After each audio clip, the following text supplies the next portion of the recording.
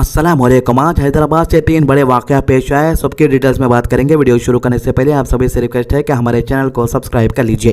पहला वाक़या जो सामने आया है, जहां एक 16 साल के नौजवान मजदूर गुलरेज आलम अपनी जान से हाथ धो बैठा। यह हादसा तोली चौकी के इलाके में देर रात तकरीबन 12:30 बजे के आसपास पेश आया। कहा जा रहा है कि एक छोटी सी बहस ने इतना बड़ा रूप ले लिया कि एक जिंदगी हमेशा के लिए खत्म हो गई।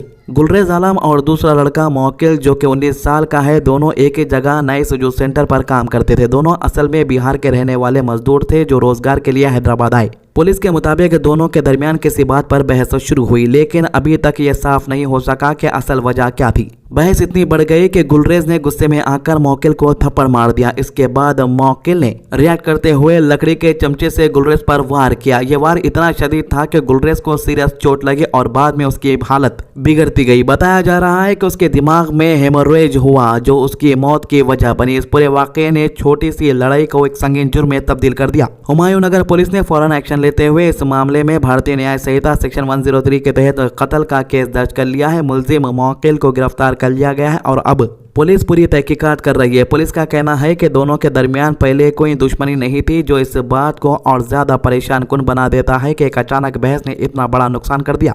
इसी बीच गुलरेज के भाई ने मीडिया से बात करते हुए अपना दर्द बयान किया। उसने कहा कि जूस सेंटर के मालिक ने उसे तुरंत अपने भाई से मिलने नहीं दिया। उनका कहना है कि जब उन्हें फोन पर इत्तला दी गई कि गुलरेज जख्मी है और उसकी नाक से खून बह रहा है तो वो फौरन वहां पहुंचा, लेकिन उसका इल्जाम है कि उसके भाई को दुकान के अंदर ही बंद रखा गया और उसे देखने नहीं दिया गया जब तक पुलिस नहीं आई। उसने ये भी कहा कि जब वो हॉस्पिटल पहुंचा तो डॉक्टर्स ने गुलरेज को मरा हुआ डिक्लेयर कर दिया। इसके बाद जब वो वापस जूस सेंटर गया ताकि उस शख्स को ढूंढ सके जो इस वाक़े का गवाह बन सकता था, तो पता चला कि उसे वहां से भेज दिया गया था। ये बात भी अब सवालों के घेरे में है और पुलिस इस पहलू को भी इन्वेस्टिगेट कर रही है। ये पूरा वाक़या सिर्फ एक क्राइम नहीं बल्कि एक बड़ी सीख भी है कि गुस्से में लिया गया हर पल का फैसला किस तरह पूरी जिंदगी को तबाह कर सकता है। एक तरफ एक नौजवान की जान चली गई, दूसरी तरफ एक और नौजवान अब जेल के पीछे है और दोनों परिवारों की जिंदगी हमेशा के लिए बदल गई है। हैदराबाद के इस वाक़े ने शहर के लोगों को हिला कर रख दिया है और लोग इस बात पर सोचने पर मजबूर हो गए हैं कि क्या छोटी सी बातों पर इतना एक्सट्रीम रिएक्शन किस हद तक खतरनाक हो सकता है।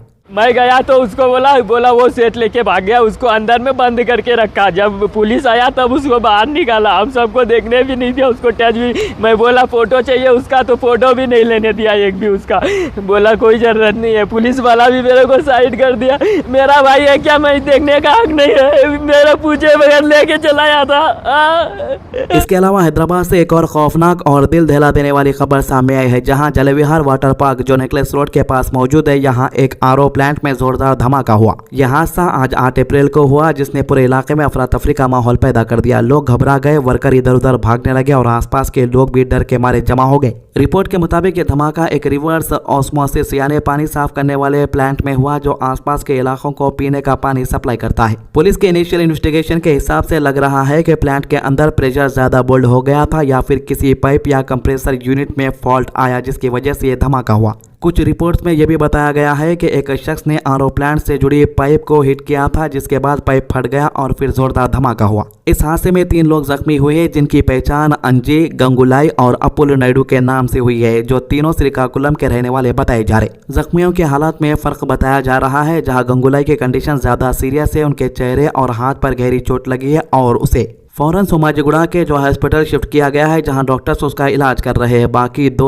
जख्मी अंजी और अपोलो नायडू को गांधी हॉस्पिटल ले जाया गया, जहां उनका ट्रीटमेंट चल रहा है और उनकी हालत स्टेबल बताई जा रही है। आपको बता दूं कि इससे पहले भी जलविहार को लेकर कई ज्यादा लोगों ने कंप्लेंट्स किए थे कि वहां पर सीढ़ियां ठीक से नहीं है, जंग लगे हुए सामान है, लेकिन इसके बावजूद भी कोई एक्शन नहीं लिया गया। धमाके की इंटेंसिटी इतनी ज्यादा थी कि प्लांट के अंदर के कई इक्विपमेंट्स पूरी तरह तबाह हो गए, मशीन टूट गई, पाइप फट गए और पूरा सेटअप डैमेज हो गया। इससे अंदाजा लगाया जा सकता है कि धमाका कितना पावरफुल था। आसपास के लोगों ने भी जोर की आवाज सुनी और तुरंत समझ गए कि कोई बड़ा हादसा हुआ है। जैसे ही इंसिडेंट की खबर मिली, पुलिस टीम फौरन मौके पर पहुंच गई। खैरताबाद एसीपी संजय और लोकल पुलिस ने साइट का इंस्पेक्शन किया और पूरे मामले की जांच शुरू कर दी। पुलिस ने नेग्लिजेंस का केस भी रजिस्टर कर लिया है, क्योंकि अंदेशा है कि कहीं ना कहीं सेफ्टी मेजर्स में कमी रह गई होगी, जिसकी वजह से यह हादसा पेश आया।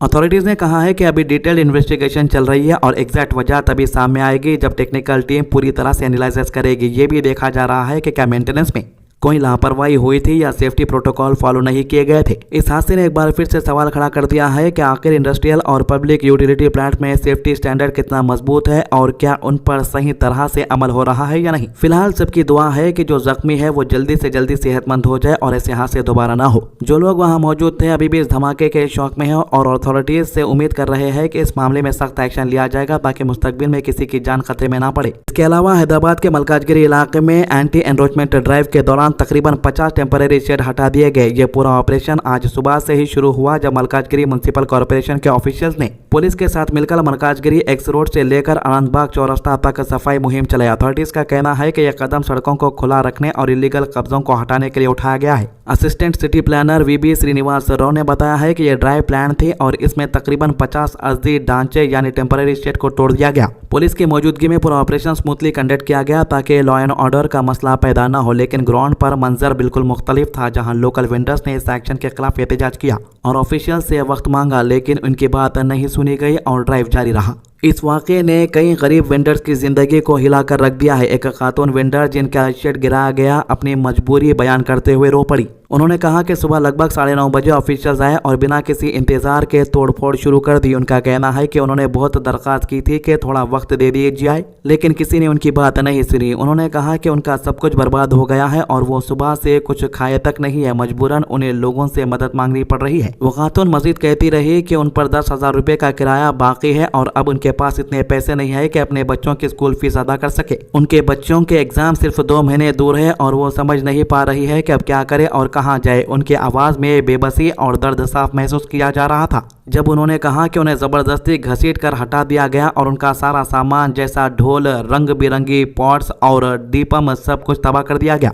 उन्होंने ये भी बताया कि तकरीबन 20 से 25 पुलिस पर्सनल यहां मौजूद थे जिन्होंने वेंडर्स को हटाने में मदद की। इस पूरे वाक़े ने एक बार फिर ये सवाल खड़ा कर दिया है कि क्या ऐसे ड्राइव में गरीब लोगों के लिए कोई रहम या अल्टरनेटिव इंतजाम होना चाहिए या नहीं। अथॉरिटीज ने यह भी क्लियर किया है कि यह सिर्फ शुरुआत है और जुम्मे को एक और एंटी एनरोचमेंट ड्राइव प्लान की जा रही है जिससे और भी लोग मुतासिर हो सकते हैं। इससे पहले भी 4 अप्रैल को ग्रेटर हैदराबाद म्युनिसिपल कॉर्पोरेशन ने पूरे शहर में एक बड़ी मुहिम चलाते हुए 798 एनरोचमेंट को हटा दिया था। इनमें 340 परमानेंट और 458 टेम्पररी कंस्ट्रक्शन शामिल थे और ये ड्राइव हैदराबाद के मुख्तलिफ जोन से जैसे शमशाबाद, चारमीनार, राजेंद्र नगर, गोलकोंडा, कैताबाद और सिकंदराबाद में कंडक्ट की गई थी। आपको बता दूं कि हैदरा का ये ड्राइव कंटिन्यू चल रहा है, चाहे ओल्ड सिटी रहे या न्यू सिटी रहे। हर तरफ जो भी इलीगल कंस्ट्रक्शन करके इलीगल कब्जे कर बैठे हुए हैं उन लोगों के कब्जे से बड़ी बड़ी जमीनें जो 1000 करोड़ की है, 1200 करोड़ की है या 500-700 करोड़ की है, सब निकाली जा रही है। कुछ लोग 7 साल से जमीन कब्जा करके बैठे थे तो कुछ लोग 5 साल से जमीन कब्जा करके उसके ऊपर इलीगल शेड्स लगा के लोगों से किराया भी वसूल कर रहे थे। लेकिन रेवंत रेड्डी सरकार से मेरी एक रिक्वेस्ट ये है कि जो गरीब लोगों के ऊपर जुल्म हो रहा है, जो वीडियोस के अंदर साफ दिख रहा है, आप पहले गरीब लोगों को वक्त दीजिए और ये कहिए कि वो अपना सामान वहां पर से निकाले, दुकान खाली कर दे। आप दुकान के अंदर सामान है उसके ऊपर बुलडोजर चला दे रहे, सामान का नुकसान हो जा रहा। गरीबा